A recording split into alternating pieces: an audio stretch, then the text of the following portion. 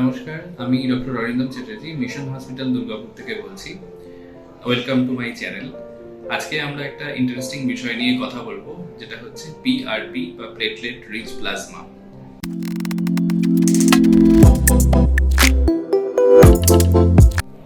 PRP একটা নতুন ধরনের থেরাপি, যেটাতে আপনারই শরীর থেকে যে ব্লাড সেটা নিয়ে সেটাকে রিফাইন করে একটা মেডিসিন বা ওষুধ তৈরি করা হয়, যেটাকে বিভিন্ন ক্ষেত্রে বিভিন্ন জায়গায় ইউজ করা যায়।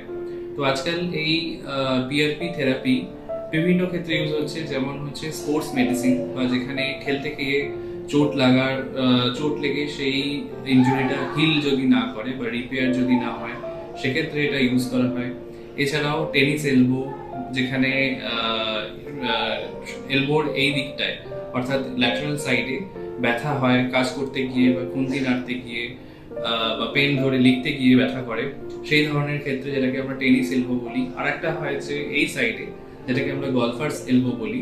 এই ধরনের বিভিন্ন পেন লিখতে গিয়ে বা কোনো সূক্ষ্ম কাজ করতে গিয়ে ফিল হয়, সেই ধরনের ব্যথা এটাকে ইউজ করা যায়।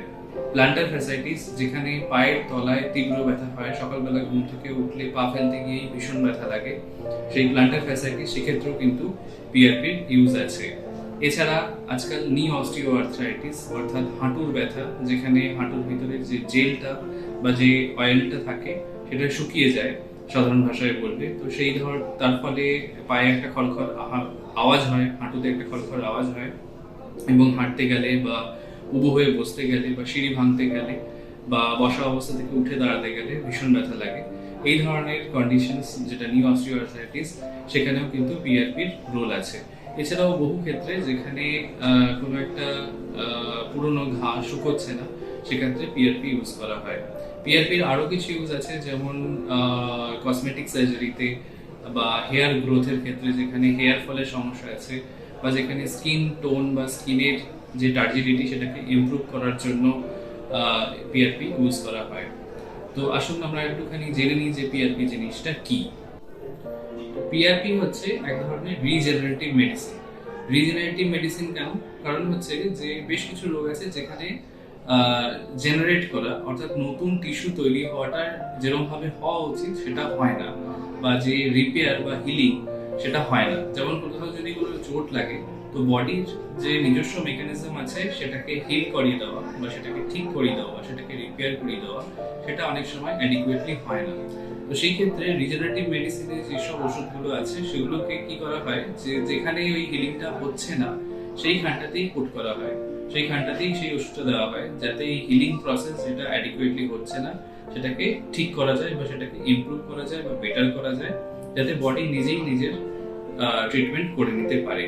তো এই রিজেনারেটিভ মেডিসিনের মধ্যে বিভিন্ন ধরনের থেরাপি আছে, যেমন স্টেম সেল থেরাপি আছে, সেরকমই পিআরপিও একটা থেরাপি, যেটা বেশ সহজলভ্য, খুবই ইজিলি অ্যাভেলেবল, এবং আমরা সেটাকে রেগুলারলি ইউজও করছি।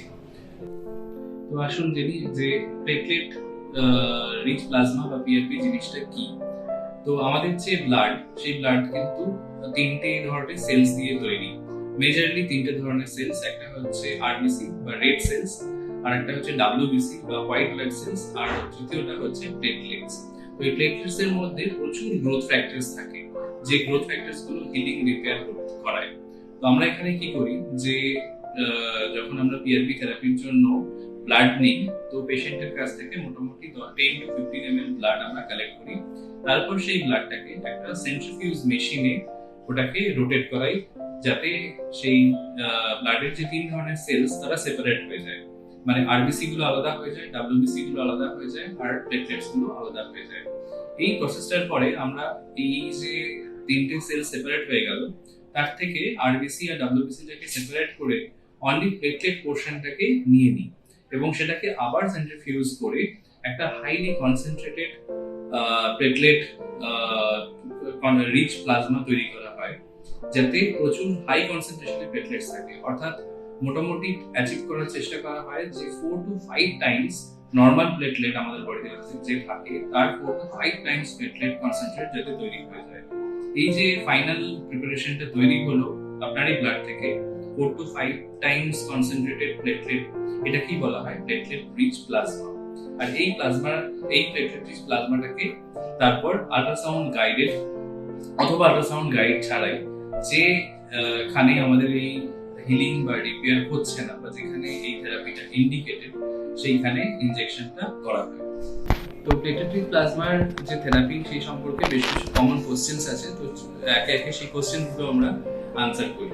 ফার্স্ট কোশ্চেন যেটা আসে যে আচ্ছা এই জিনিসের সাইড এফেক্টস কি আছে কিছু, তো এক্ষেত্রে যেটা সবচেয়ে ইম্পর্টেন্ট যে side effects almost very rare, কারণ এখানে আপনারই নিজের শরীরেরই অংশ বা শরীরেরই যে থেকে যে ব্লাড পাওয়া হয়েছে সেটাকেই সেন্ট্রিফিউজ করে সেটাকে আবার আপনার শরীরে ইনজেক্ট করা হয়েছে। এখান থেকে কোনো বাইরে থেকে তৈরি কোনো মেডিসিন বা কোনো আর্টিফিশিয়াল জিনিস ইউজ করা হচ্ছে না, আপনারই জিনিস আপনারই শরীরে যাচ্ছে।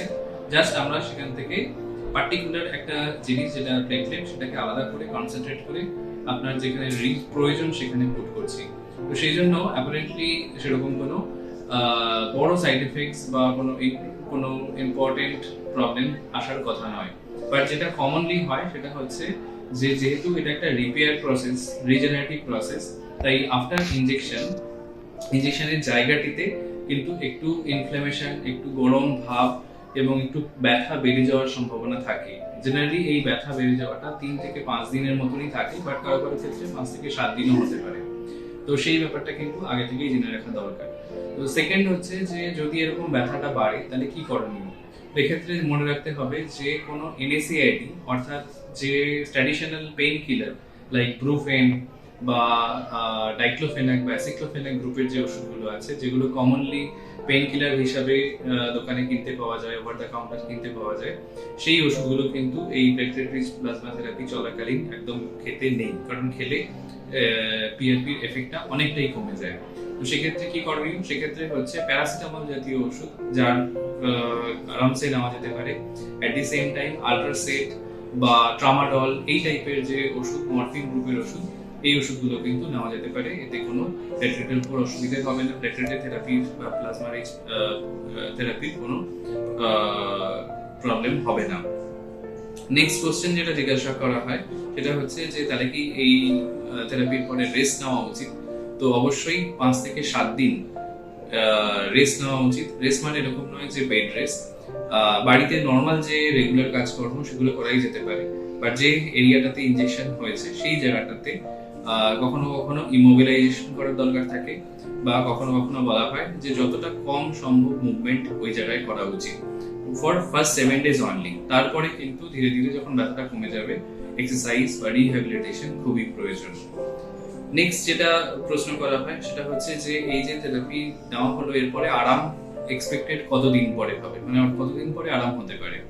তো এটা যেহেতু একটা সিঙ্গেল ইনজেকশন নয়, বেশিরভাগ ক্ষেত্রেই 2 বা 3টে ইনজেকশনের প্রয়োজন হয়। অর্থাৎ পিআরপি যদি প্রপারলি কাজ করতে হয় তাহলে মোটামুটি 2 সপ্তাহ বা 3 সপ্তাহ থেকে 1 মাসের গ্যাপে গ্যাপে 2 থেকে 3টে ইনজেকশনের প্রয়োজন হয়। অর্থাৎ টোটাল থেরাপিটা কিন্তু মোটামুটি 3টে ইনজেকশন। তো এই 3টে ইনজেকশনের পরেই এক্সপেক্টেড যে আরাম হবে। তো মোটামুটি ধরে নিতে হবে যে 2 থেকে 3 মাসের সময় লাগবে আরাম ফিল করতে। তো এই ছিল আজকে পিআরপির বিষয়ে আমাদের ছোট্ট ডিসকাশন। এই ধরনের যদি আরো ভিডিও দেখতে ইচ্ছে করে বা আরো এই ধরনের পেইন রিলেটেড কন্টেন্ট আপনার জানতে ইচ্ছে করে তাহলে এই চ্যানেলটিকে ফলো করতে পারেন বা সাবস্ক্রাইব করতে পারেন আর কাছের লোকেদের কাছে শেয়ার করতে পারেন। নমস্কার।